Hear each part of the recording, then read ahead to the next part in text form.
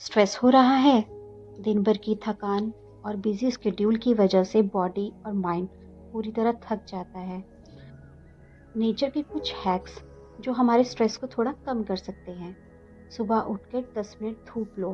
धूप से serotonin boost होता है, मन फ्रेश होता है और नींद बेटर आती है। ना ये प्यारा सा हैक?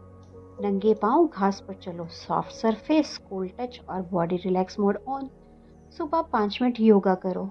योगा करके हार्ट रेट काम होता है। बर्ड्स की आवाज़ सुनो, माइंड रिलैक्स होता है। नेचर फ्री थेरेपी है, उसे यूज़ करो। ग्रीन पार्क में थोड़ी देर वॉक करो, 20 मिनट बैठो। रिसर्च कहता है ग्रीन कलर कॉर्टिसोल रिलीज करता है, जिससे स्ट्रेस कम होता है। ऐसे ही नेचर फैक्ट जानने के लिए